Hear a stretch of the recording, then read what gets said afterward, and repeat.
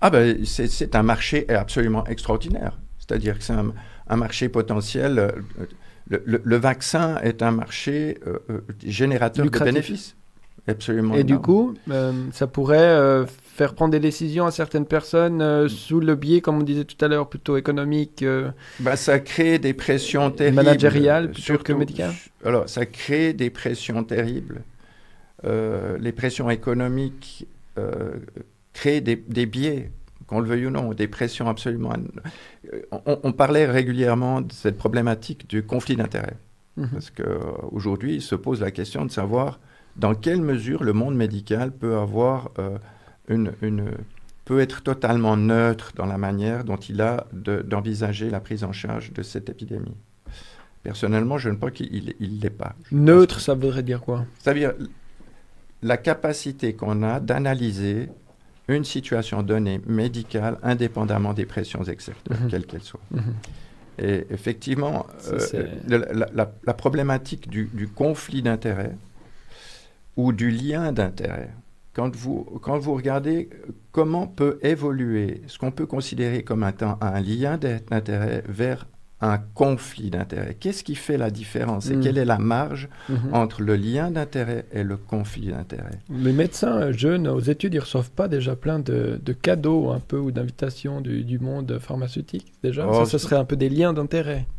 Alors, des liens d'intérêt, disons ça, un intéressement, pour moi ça reste relatif. Mais ça peut commencer comme ça, on est d'accord avec ça.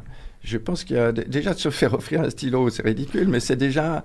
Vous mettez votre interlocuteur en tant que représentant pharmaceutique, en lui offrant un stylo, vous le mettez dans une disposition déjà particulière à votre égard, dans la mesure où vous lui avez offert. Donc, vous attendez de lui une écoute particulière, vous attendez de lui peut-être un intérêt particulier pour... Voilà. Donc, il y a déjà quelque part un biais qui s'installe là. Alors, pour ça reste relativement gentil parce que finalement, celui qui reçoit le stylo, il a quand même encore la légitimité de dire « Écoutez, votre molécule ne m'intéresse pas parce que pour moi, elle n'est pas efficace et je ne veux pas l'utiliser parce que pour moi, elle n'a pas d'intérêt. » Donc, voilà.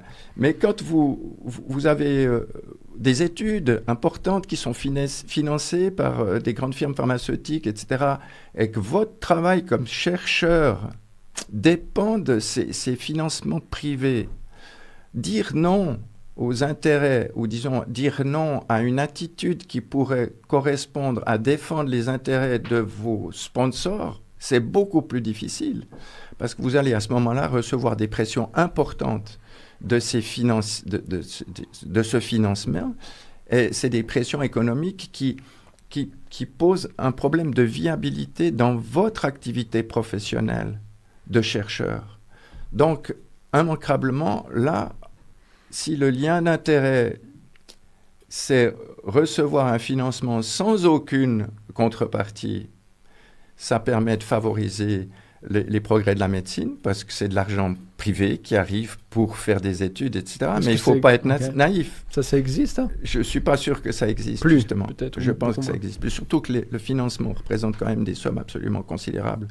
Donc, quelque part, entre le lien d'intérêt et le conflit d'intérêt s'installe une zone grise dans laquelle, effectivement, le positionnement qu'on peut avoir légitime et neutre vis-à-vis d'une situation donnée peut être biaisé. En tant que médecin. En tant que médecin. Et j'ai l'impression, effectivement, ce décalage qu'il y a entre ceux qui incarnent une activité, je dirais, médicale au quotidien, clinique, qui sont des cliniciens purs, qui ne reçoivent pas de l'argent de l'extérieur, mais qui défendent l'intérêt particulier de leurs patients, et un monde universitaire qui reçoit des financements extrêmement importants.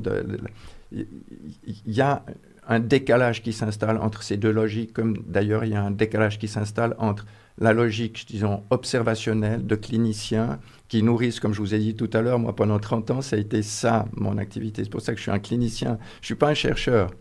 Je défends volontiers l'attitude et la rigueur avec laquelle ces études randomisées double aveugle et la validité que représente ce type de démarche.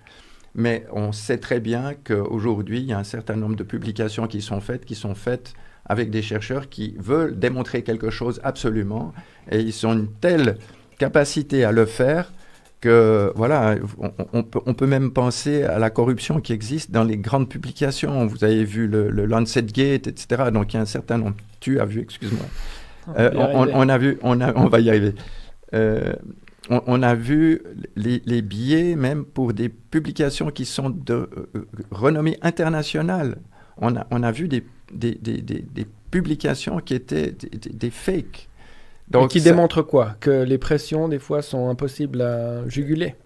Oui, je pense que parfois, elles sont très difficiles à juguler. Donc, cette forme, alors, on a parlé de conflit d'intérêts, mais à un moment donné, c'est plus du conflit d'intérêts, c'est de la corruption.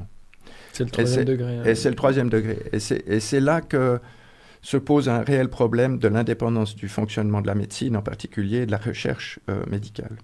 Aujourd'hui, c'est quand même un secteur d'activité qui génère économiquement, qui est extrêmement lourd, extrêmement important.